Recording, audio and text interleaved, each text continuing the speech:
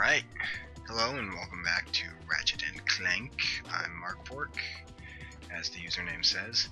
So, we finished on Metropolis here, and next we are heading to Aridia, Outpost X11. Eudora will be after that. So we need to locate Skid McMarks and Skid's agent. Find the most radical skater dude in the galaxy. Yeah, I apologize if I sound a bit different. I've apparently caught a cold for some unknown reason. Probably work or the massive amount of rain that's happened. Here we are at Aridia. I'm gonna be honest, I'm not really good at like pronouncing other names or things, so if I get something wrong, you know, my fault.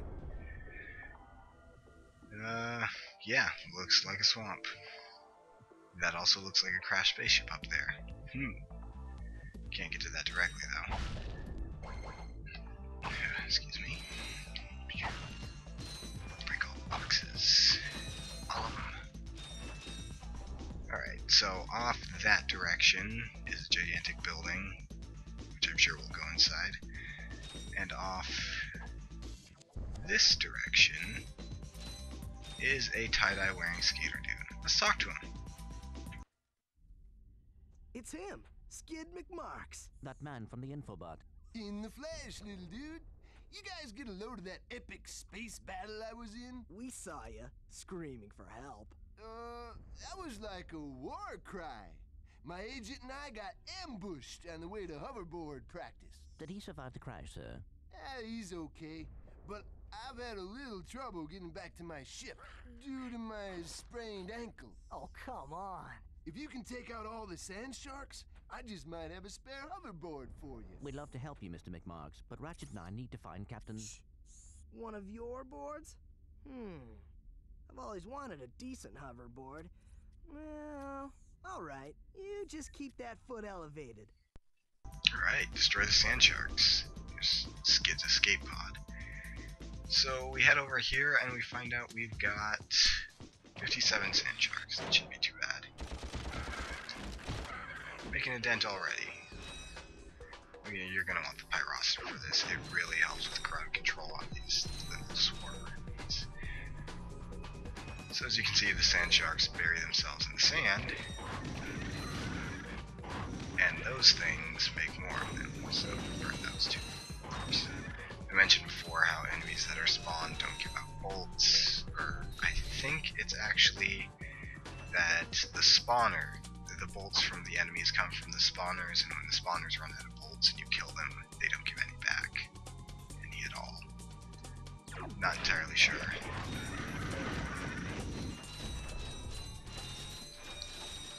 So we've got 5 of the spawners, 43 of the little guys. And we've got a secret. Alright. Ratchet spins on his hand on the groove. Is there a special name for like the groove inside a bolt? I feel like it should be. I mean, we've got one for aglets for the plastic part at the end of the shoelace.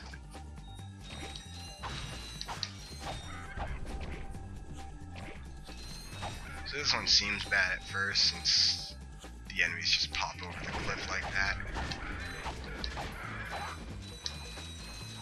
But really, you just need to hop up here. Blow these things to smithereens. Oh, it survived. Tougher than I thought. Ugh. He knows. He knows.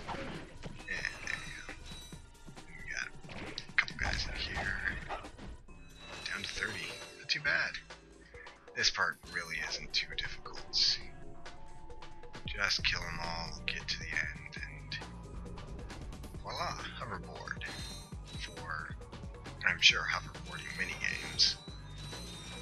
All the best ones.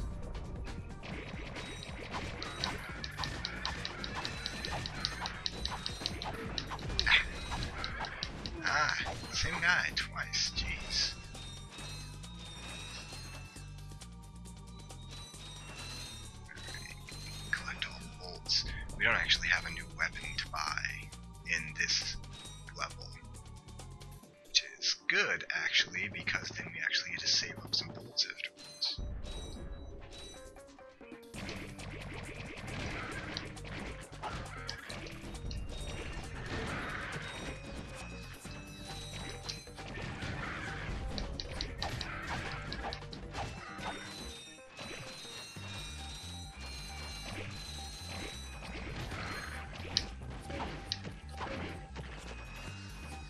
Alright, down to the last ones. Just gonna collect the bolts here. And some ammo. And some bolts. Because them Gadgetron weapons ain't gonna buy themselves. Brand loyalty, man. That's what it's all about.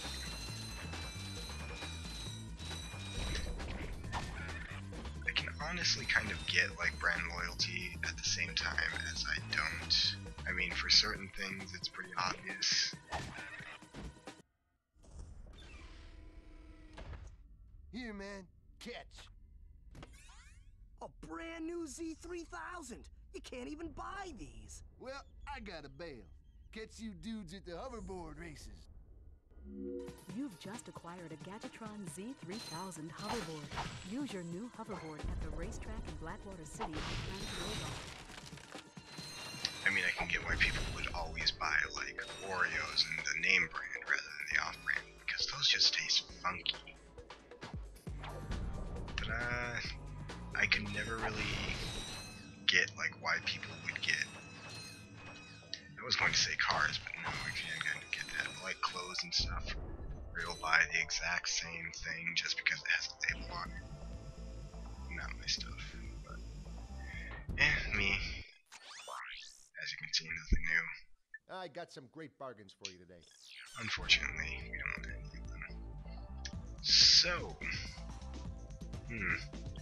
that wasn't really anything. Let's just try and do the entire level in a single swipe. See if I can't do that.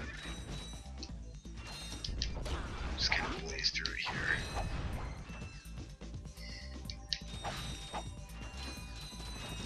Probably might end up being kind of a long episode then. Oh well, more reason for me to get this stuff done quicker. Oop. Ah, little fuckers.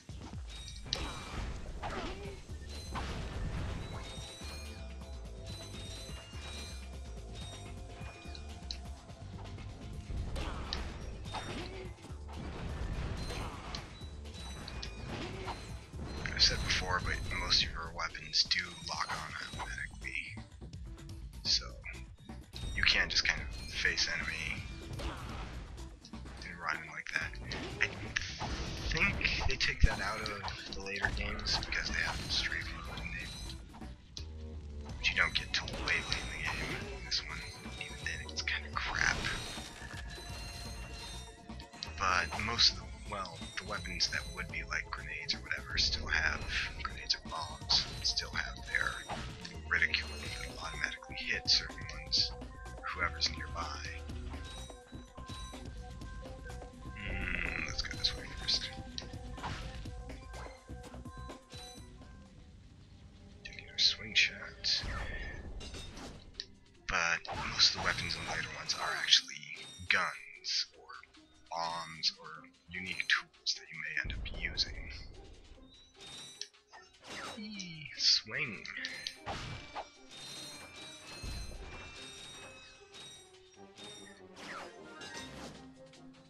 I love the music in this game. I forget who composed it. I don't actually know his name. Or her. Never can tell. Are there like male and female kind of styles of music? I mean, like aside from singing and tenor and soprano and all that. Soprano. Yes. You're not the most educated person. Love that little rapid fire thing. But would there be like a style of music that's more applicable to female artists over males and stuff? I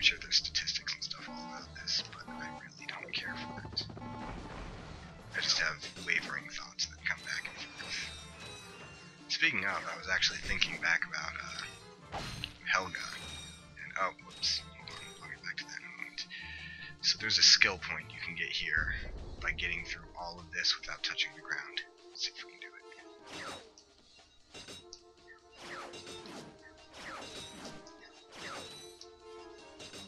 Oh yeah, earned a skill point.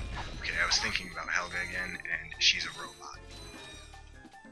So, she was designed to, you know, look like she wasn't exactly fit.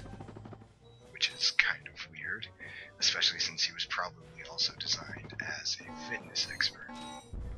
Which brings up, is she, you know, I could understand if there was like a mechanical reason for that, like she needed special joints or something that took up a lot of space, perhaps extra energy packs just so she could actually get through most of the things. But was she designed to look that way in such that people that weren't fit would be more appreciative of her or normal? Or this just bothers me. I think too much about this. Anyway, item. Yes! We get the trespasser. We'll talk about that in a moment. Cold bolt. But yeah, I mean, yeah, I mean exactly what I mean. Nothing. But if she was designed, come on, rock. Oh, that would be the reason why. If she was designed to look like that, was there a reason for it? I mean, robots are sentient in this universe, but you have to assume they were built. I mean, Clank was in error, possibly. Lasers are mounted on each ring of the Invincilock. Aim the lasers at the receptors on the outside ring to turn them green. So yeah, that's the trespasser. You point the lasers at the parts that are glowing, and it opens the lock. It gets more confusing later on because things will be in the way, of course. As they always are. I think way too much about these kind of things. Is this? Yeah, it is. Okay, so the goop, you can jump in without taking damage, and you can try and jump out twice before the third time you just sink to it and instantly die. But I just have weird questions like this occasionally. They are exceptionally weird, and my mind just has these fleeting thoughts that make me question my own reality and overthink things. I mean, I try not to, since it does kind of ruin things when you overthink them too much. You know, like most movies nowadays, or most of the big budget movies, are just kind of popcorn movies, designed to just be watched and not really thought about. Enjoy the ride. There's no need to think about how every turn of a roller coaster should be mathematically important to the needs of the roller coaster. If you could just enjoy the ride, man. Come on. On the other hand, there are still smart movies and video games that come out. Take that. Which do require you to think. So, especially the ones where they do want you to like think and understand things, and then you still point out a plot hole where they're bad. You know, why don't they just take the Eagles to Mordor? Because, you know, the Eagles would get corrupted too. Why don't they just ride the Eagles and have Frodo on them and drop it in Mount Doom? Because the Eye of Sauron would stare into their souls and kill them. Or send those fucking gigantic wraith beasts or whatever they were after them. There's a lot of things that are really implied.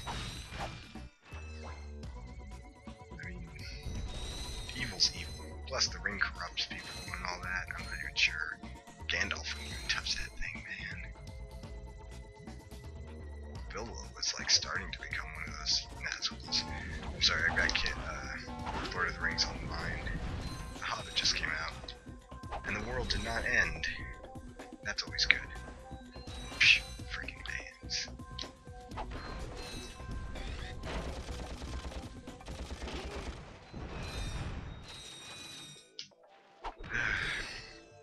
surprisingly busy for the apocalypse. I will say that. There was a lot of cars on the road, especially for the small town that this place is, that I live in the middle of nowhere.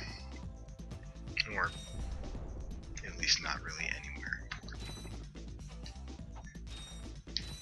But yeah, there was a lot of traffic going through for some reason. Really busy.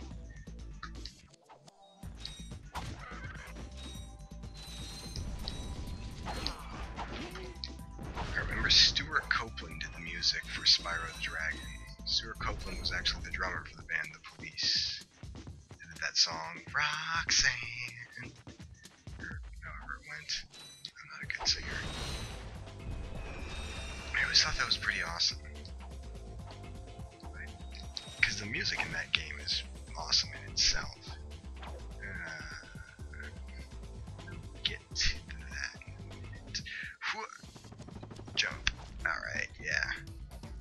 That was not the kind of jump I needed, but it worked. But yeah, it's interesting to see like a person who is actually like a musician doing more than just writing music for, you know, music videos or bands. Like to actually do stuff for movies or video games. Gold Bolt in the truck.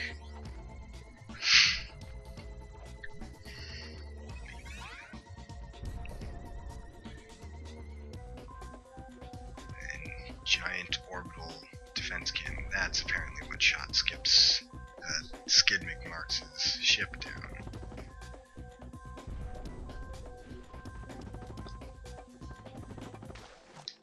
But yeah, Stuart Copeland did all the music for the first 3 Spyro games, and it was some amazing music. Skid's agent. No signal whatsoever. This downtime is killing me. Do you need medical attention, sir? Don't be so literal, son. The problem is I'm stranded on this backwater planet and my star client is nowhere to be found. Hey, we saw you on that info bot. You're Skid's agent. Was Skid's agent. Haven't seen him since our ship crashed. And an agent without a client is like a flea without a dog. Say, you look like an athletic kid. If you can bring back the championship prize from the hoverboard races in Blackwater City, I'll make you my next star. We have no time for trivial matters, sir. I could be the next Skid McMarks. So, bring back the prize from the hoverboard races, and we get a special something from it. That sounds pretty awesome.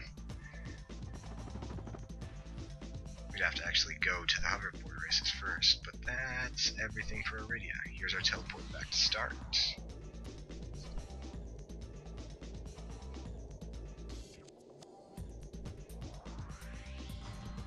Some sort of underground pneumatic tube. That seems like it'd be really fun to ride in, actually. Although I do wonder how they keep it upright on both sides. Is there like a flip in the underground tunnel? Assuming that it travels in a tube or something. Anyways, I don't really know. So, that's it for Outpost X11. Talk to the agent after winning the race. And next time on Ratchet and Clank, we will be going to Eudora, the logging sites, and seeing what's up with Supreme, or what was he, Executive Chairman Drex. Wanton for trees. I'm bad at grammar. And goodbyes. Anyways, see you guys in the next episode.